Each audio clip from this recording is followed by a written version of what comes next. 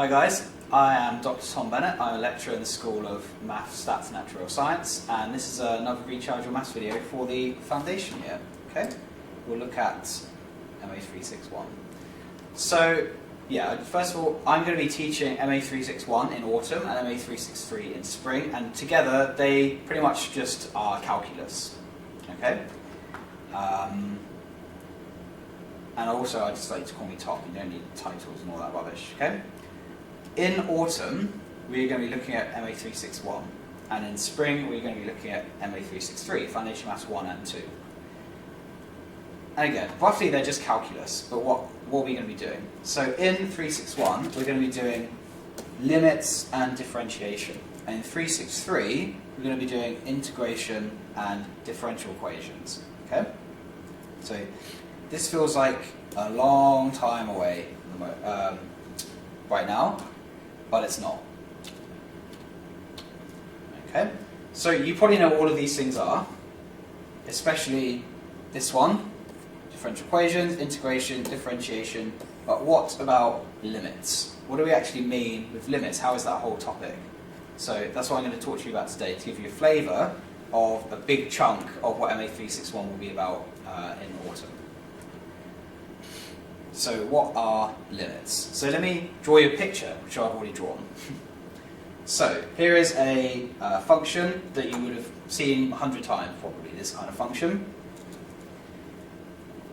So what do we notice about it? Well, first of all, it has some asymptotes, yeah, where the function tends towards at certain points. So if I asked you what's going on over here, as x gets really big, as x goes to plus infinity, or what happens over here, as x gets really big negatively, x goes to minus infinity, or what's going on here in this vertical asymptote. Okay, you could probably tell me. And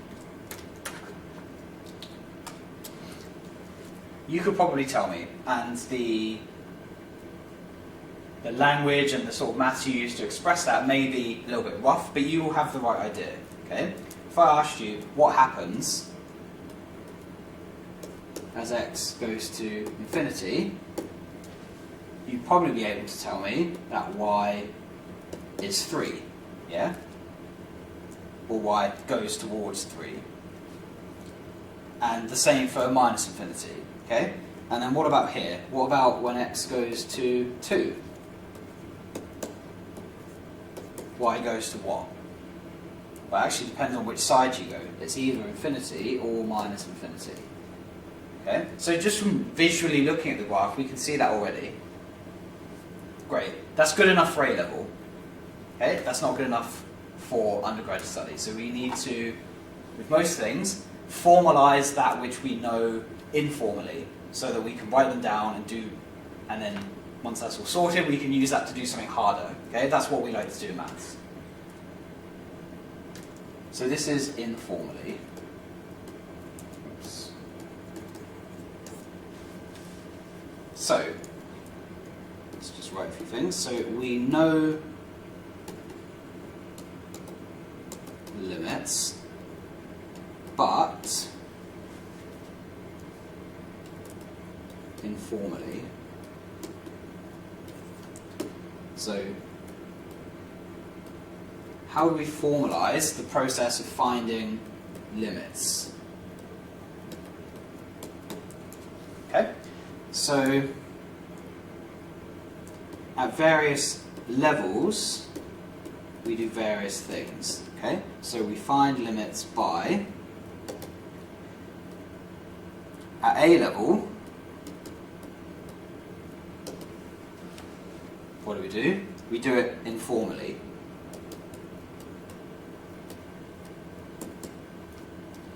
Which is, you know, the good old by inspection, which is great. I obviously don't want you to never draw a picture again in your life. You should draw it, but that should be the first thing you do. Draw that picture, get an idea, and then use that to inform the maths you do. Maybe you would have tried big values, just type in the function, you know, x is a million into the function in your calculator or something and see what happens. Okay? That sort of thing is valid. It is valid. I'm not going to say that that's like a stupid way to do it or like a baby way to do it. That's completely fine. It's not formal. It doesn't always have to be formal. But we are moving in that direction. Okay? The informal way is how we start. Then what do? So in MA361, oops. In MA361, we are going to be calculating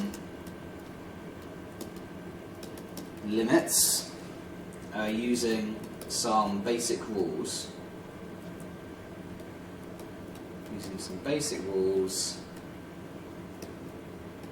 And techniques. Okay, that's what you can look forward to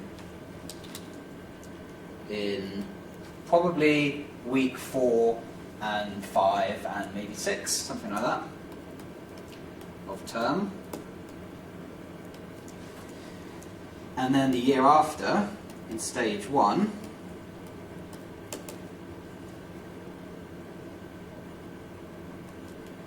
we find limits by careful proof, okay, which can be quite difficult. No, that's only for maths, stats and financial maths students. I believe actual science students do not do this, okay?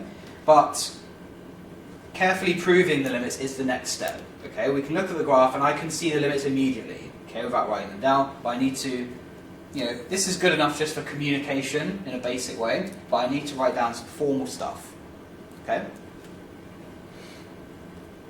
So let's do it.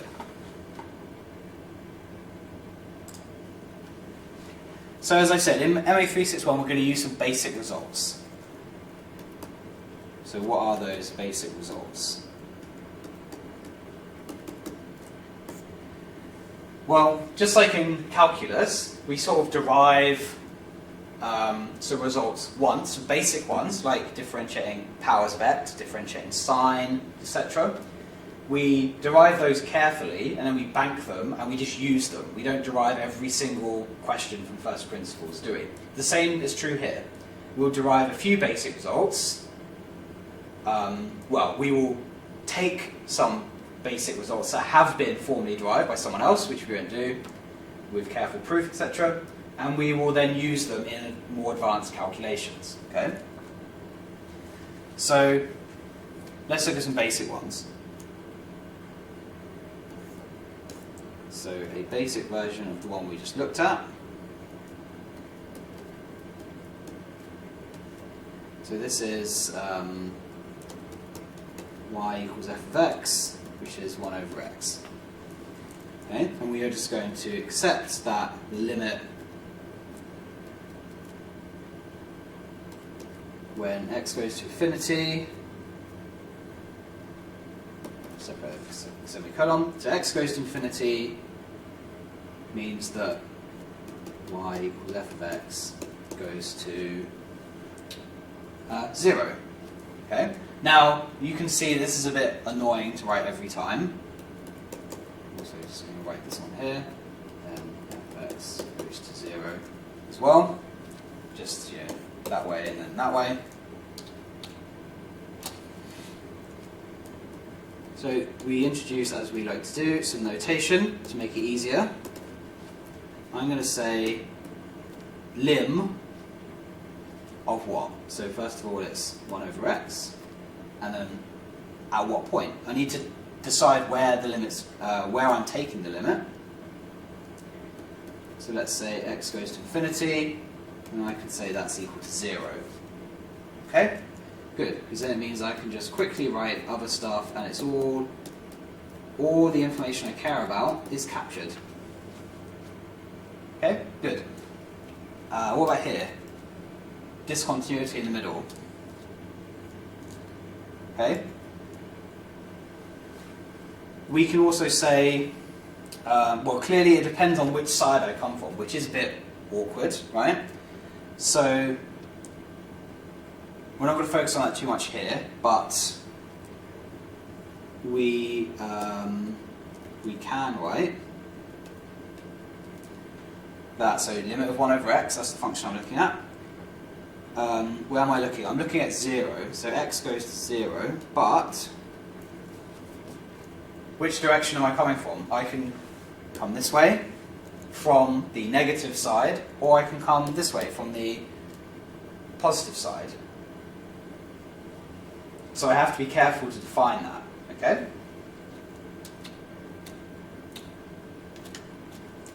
So I'm going to put just next to my limit, I'm going to write x is going to 0, making that a bit more rounded. X goes to 0 minus, and x goes to 0 plus. Okay, so that means,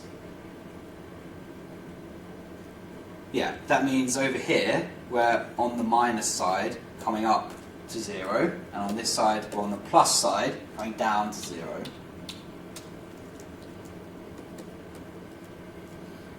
Okay, so when I will be teaching this to you in a couple months' time, I will obviously write all of that stuff down, but for now, just hearing it is okay.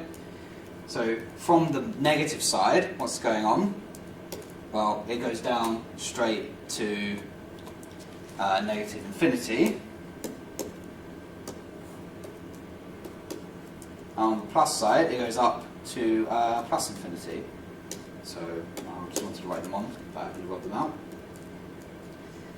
So this side, it's minus infinity, this side is plus infinity. So clearly it matters a lot which side we come from. This also happens when you look at tan.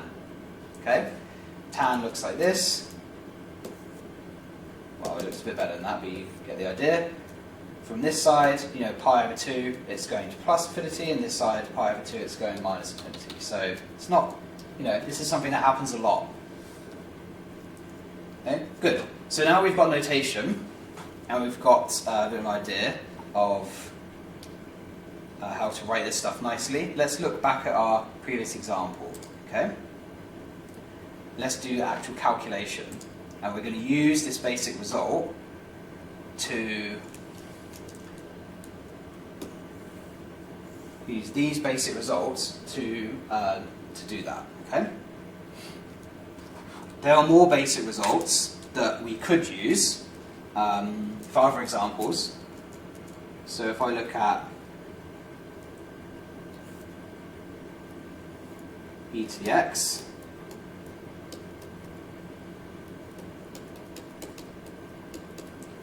okay, we know that e to the x goes up to infinity at one end and down to 0 at the other end. So limit as x goes to infinity of e to the x is just plus infinity. We tend to just leave the plus off. We tend to leave the plus assumed if I just write infinity. But on the other end, x goes to minus infinity, e to the x is 0. And similar results occur for e to the minus x and, you know, ln x, stuff like that. So these are the sort of results we bank because they're kind of, we're used to using them, they're kind of obvious once we draw a picture, and we can use them to then do calculations. Okay? So let's do a calculation. So I had f of x equals 1 over x minus 2 plus 3. Okay? We should always draw a picture. So if you were given this example to do, you should always draw a picture, and you should know what this graph looks like. Okay? We've been doing this for, you've been doing these ones for a while.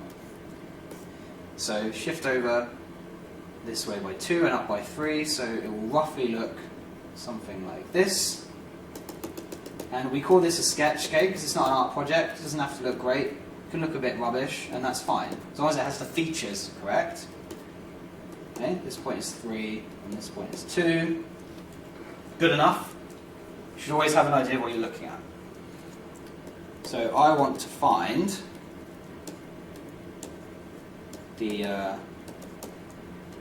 limit as x goes to infinity, plus infinity. Minus infinity will be the same, so it's whatever. So we're going to use the previous result to do that. Good. So let's look at what we can do. We basically have to do some algebraic manipulation to this, okay, so that we can use the previous limit result. So when we have a function like this, 3, great. I know what happens to 3 when x goes to infinity. Nothing. It stays as 3. Good. Okay. I need to... So there's a 1 over x involved, but it's not exactly 1 over x. I know about 1 over x, but I don't know about this. So we know... What do you know beforehand? We know when x goes to infinity of 1 over x is 0. So we need to use this to solve this problem. Okay? So let's manipulate f of x.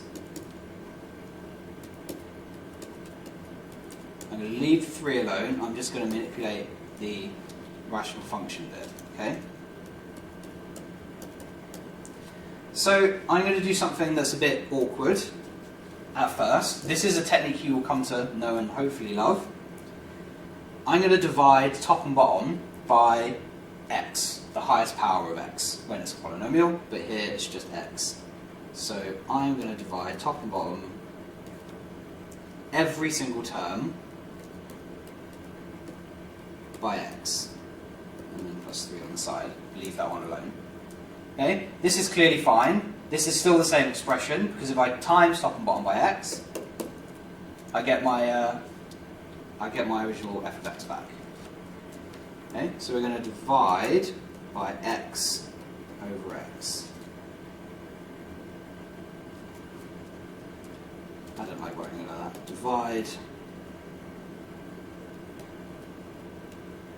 top and bottom by x. Okay, that's the operation that we have done. That's a bad circle. Okay, do it again. Divide top and bottom by x, so we get this.